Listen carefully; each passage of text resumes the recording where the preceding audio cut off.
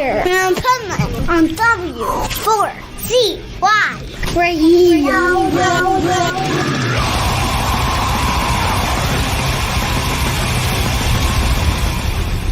Wake up, America! It's time for the Adventures of Pipeman on W4CY.com, West Palm Beach's #1 internet radio station. Here's your host, the Pipeman.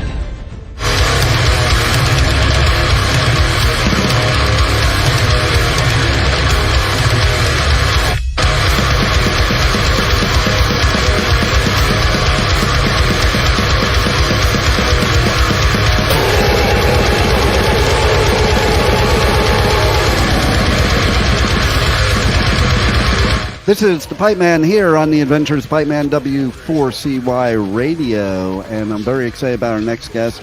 They played at a festival recently that is a killer festival. I was actually going to be there, but then conflicts happened, so I'm bummed that I missed their set. So let's welcome to the show Ancient Entities. How are you, Alec? Man. So, yeah, I mean... Talk to me about, let's start there. Let's talk to me about Milwaukee Metalfest. How was that? Milwaukee Metalfest was great, man. The room was packed. It was just a really amazing time. Everyone had lots of energy. Hospitality was good. They treated all the artists really well, man. Like, I have nothing but good things to say about that festival. I love hearing stuff like that because it's not always the case in a festival. So that's for sure. I know the person that does the PR and runs the media for it. She's like one of my favorite people. So it must have ran well. Yeah, absolutely. I don't think anyone really had any complaints the whole time. I love that. And that venue is like an iconic venue. So that's pretty cool. And you're local to there, right? Yeah. I'm from Milwaukee. Our other band members are from all over. We got guys in Chicago, a guy in Madison, and then our bass player Luke, he kind of lives in between us and Racine. So there's a little rivalry there then I would assume, because I know my experience, well, none of them you said were in Minnesota, and I know that's the big rivalry. Yeah. No rivalries here.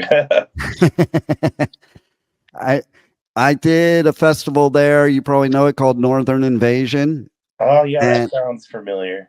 Yeah, and that was the first time in my life, actually, I was to Milwaukee or to Wisconsin in general. Like, I'm originally from Jersey. Yeah, okay.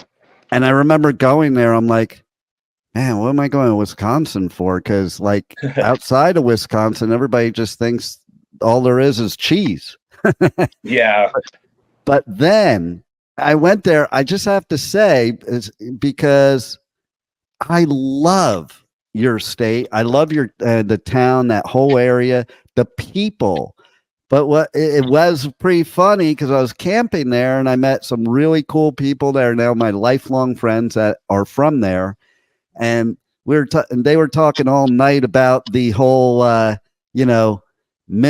difference between Minnesota people and Wisconsin people.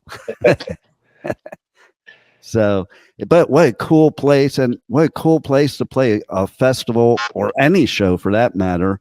So, and then you have your new album dropping here in June, and you just released the single from it, Pierced by Obsidian. Yep. Tell us about that song. It is a pretty badass song.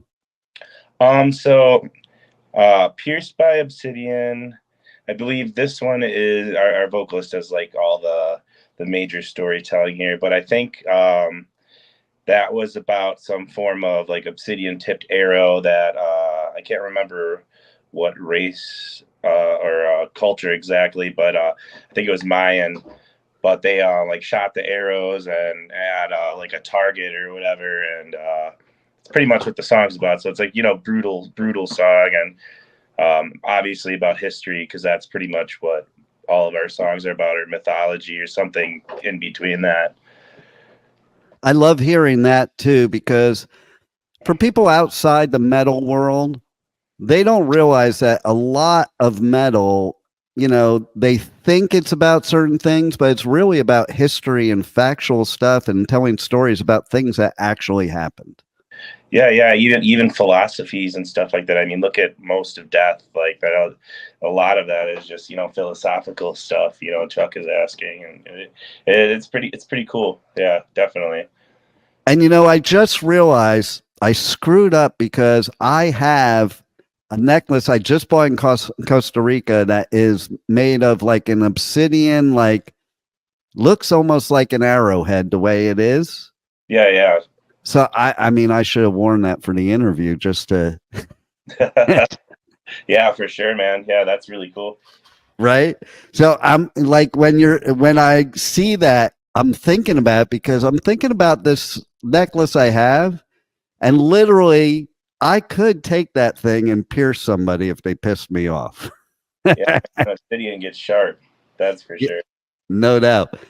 And so tell us about the rest of the album. The album is called Echoes of Annihilation. Yeah. Love the name. That's pretty cool. Tell us all about it. So, I mean, like I said before, most of our stuff is historical or about something historical or mythology. We try and capture that feel throughout pretty much the entire album. When I present the songs to our vocalist Brian, he kind of has a couple of ideas or things he wants to talk about, rather it be like the Anunnaki gods, Sumerian, Mesopotamian. We have a lot of Greek, Mayan, and Aztec on this album, but that'll change as we write more music and stuff like that. We're just kind of go with a couple general themes and just kind of pick stuff to talk about from all around the world. This album is definitely more of a, I wouldn't go as far as say like brutal death metal, but it has a mix of a lot of thrash, like brutal death and like technical elements of death metal in it. That came because I have a lot of different music genres I'm into. I'm into like all kinds of metal, outside of that I listen to other stuff too, but I kind of compose it in a way where it all fits together, but it's not exactly I hate to say it's not exactly one style because it is, but it definitely has a different feel. And certain parts of the songs, like if we're writing about the Anunnaki, we're going to have a little more mystery, so we kind of put darker tones to the riffs over those parts and stuff like that. But overall, it keeps like a real tribal feel to it, I guess. I dig that. That's cool. And I was when I was listening to it, so I'm an old school thrash metal head that also likes death and black metal all from the beginning, And so yeah, I could hear the thrash in it, and I was like, yeah, I could get down with this.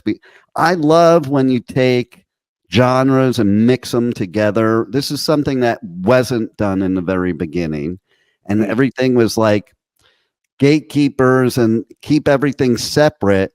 Yep. And I think nowadays that wouldn't even work nowadays, even though that's not necessarily, it's still the case in some areas, because there's so many bands now that if you're not mixing and blending genres, you're not sounding unique no matter what. Because it's like, if you just use this formula, like this is death metal, this is black metal, this is thrash metal, and like go by that formula, then everybody's just going to sound the same. Like the big four of thrash, they didn't all sound the same. And certainly, a band like Possessed was was it death metal? Yes, it was the beginning of death metal, but it was thrash metal first, then death metal, type of thing.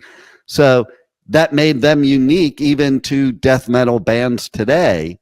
And I think that's what makes a band like yours great, is being able to capture the unique sound of your band without having to be, it has to sound like this. Mm-hmm. Yeah. I mean, I grew up in between the old school guys and then like some of the new death metal that was like coming in, and I was even there for like some of like the newer, well, I shouldn't say newer subgenres because they're there, but like like metalcore and all that, like when like Black Dahlia Murder were kind of like brand new on the scene and stuff like that. So, but like I've been inspired by all kinds of stuff, but in general, when I write an album, I kind of try and look at it as like, okay, so if I'm going to go see this band and like, okay, I have to compete, with like 20 other bands and try and sound different somehow. Like, so I look at it from an audience perspective, be like, okay, if I went up on stage, like, what would I want to see from a band? If I went up there, that's kind of like how I write my music. Like I want a death metal band that, they're going to go up there and I'm going to be like, spinning my hair the whole time that they're playing, and that's kind of how I try to write my riffs. They're more like pit riffs, I guess. So that's what I call I love it. Yeah. That's what I'm all about right there. I used to live in LA and take a Greyhound or hitchhike up to the Bay Area to catch like the beginning shows of Possessed and many other bands, but it would talk about brutality. Yeah, man. I mean, I love all that old school stuff too. Like Nile, Necrophages, those are like, some of my huge, like, death metal bands, and, like Decapitated, if we're going like, like old school death metal and shit like that, like the Polish, Swedish death metal, any of that stuff. Like I love all that, like Carnage, like, I think that was like one of my first, Carnage was like one of my first couple death metal albums, like, Jungle Rot, stuff like that, Nice. I love all the old school shit too. So what was that moment in life, if there was one, that you just knew music was just in you and this was what you were going to do?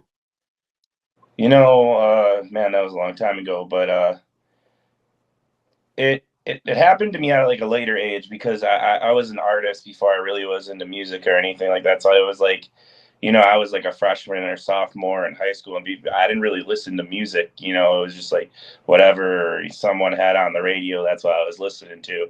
But my sister was watching something on like MTV. It was like a rock band or something like that, and I was just like, oh, what is this? And I was like, okay, that's kind of cool. And it wasn't like anything like super heavy, or it was like some alternative band. And basically I was just like, this is cool, but like, what else is there? Like, is there something like that goes a little harder than this? And then I found, I think also on MTV, it was like Rammstein, Volkerball. They played like some live clip from that. I was like, yo, that was cool. Like, I want to do what they're doing. And then it just, my taste got progressively heavier. I think after I found like Behemoth. So it was, once I actually found the music I like, that I wanted to listen to, it pretty much just went from like, not heavy to like heavy right away. I think like Behemoth Demigod was maybe like my third or fourth like album I ever listened to, and that was honestly the album that made me go like, holy shit, like that's fucking awesome. Nice. And it's funny because the artistry and the music does go hand in hand. So my question is, as we look at the album cover behind me there, is that your artistry? So this is done by our now previous drummer, Burns. He came up with the concept of the album art, and he did he didn't draw the logo. We had this artist called Art of Darkness do the logo, and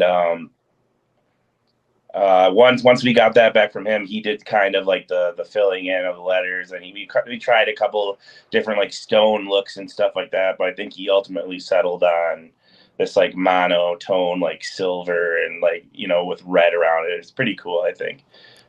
Yeah, it's totally cool.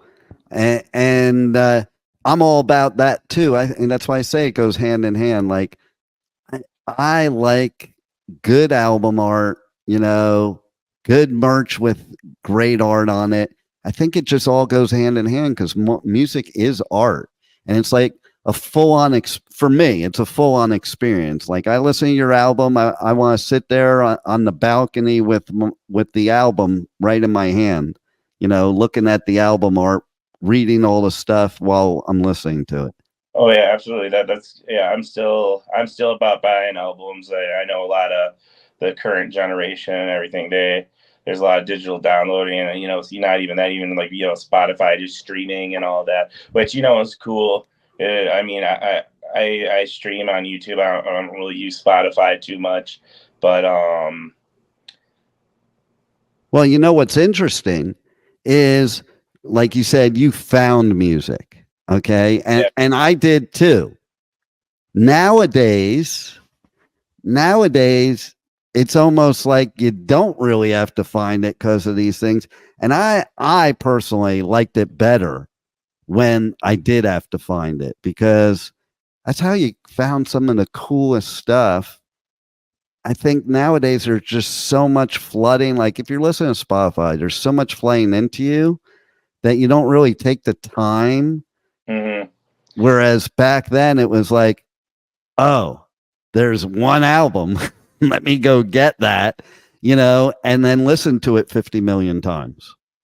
Yeah. I mean, that, you have to think, like back then there was a very like niche market, there weren't a lot of like, death metal or black metal bands or anything like that yet, like it was still a new genre. And like you're right, there are a lot of bands now like that are out there trying to make it be heard and stuff like that, and you really do have to kind of stand out one way or another, because otherwise people do forget about you easier.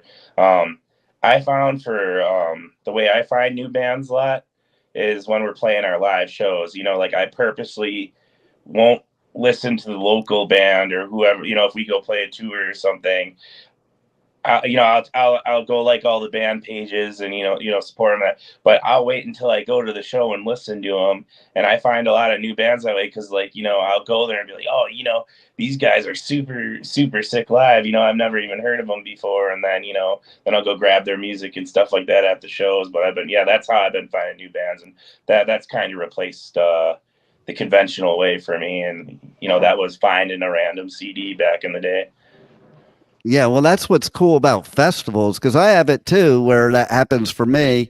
Yeah. I go on tour and I do radio coverage at all these festivals here in the UK, US, and Europe. And like, I like to make it a point that if I'm interviewing a band, that I go to their set. Mm-hmm. If I can, sometimes you're stuck back there working, but if I can.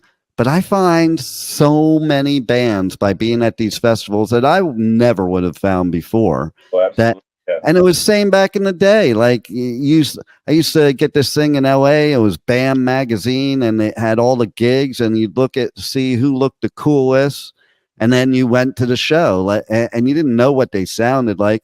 I mean, like Merciful Fate, perfect example. They looked King Diamond looked cool as shit. So I'm like, I want to go to that show.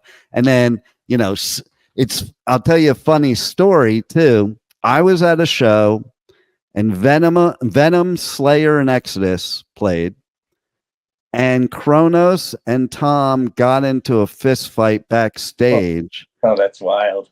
Are you ready for this? Why? Because Kronos was pissed off because some people were calling Slayer black metal, and he's like, you're not black metal, we're black metal. And the funny part is, in 2024, neither one of them would probably be considered black metal. Yeah. So it is great how it's all evolved and become what it is. It's funny. I was one of those people while I was younger that I didn't want it to evolve. I wanted it to stay like really underground and nobody know about it. Yeah. But now that I go to a festival like a Milwaukee Metalfest or any other festival and see how many metalheads there are and how many great metal musicians there are, I'm happy us gatekeepers didn't keep it gated. Yeah, for sure. So tell everybody how they can connect to you guys on your socials, on the web, go to your merch store, check out any tour dates, get the new album, all that good stuff. Yeah, so we have a link tree on our Instagram and our Facebook and all that. So that's in all of our about sections and stuff like that. That's got our, Facebook, Instagram, all our links, our Bandcamp store, all of our merch. I'm still getting the store up. We have a couple things up on it, but I have to add a couple things. Like we got we're getting some shorts made, and we got a couple new shirt designs. Cool. So we're getting some of the old stuff up on there too that we're just trying to clear stock of, but that's all through our Bandcamp store. You can pre-order the album through the Bandcamp store. Then our main social network right now is Facebook, but we do update Instagram and still have stuff going on there, and of course Bandcamp. So those are our mains. Very cool. Is there anything else that we haven't covered that you'd like the listeners to know about? No, just thank you for all who are tuning in and listening, and it was definitely awesome to get an interview from you. So thank you very much, and I appreciate it very much. And I appreciate you giving us great music, and I hope to see you live, because I'm with you, man. Live is where it's at. And thanks a lot for being on the Adventures of Pipeman. Absolutely, man. Thank you for having me. Thank you for listening to the Adventures of Pipeman on W4CY Radio.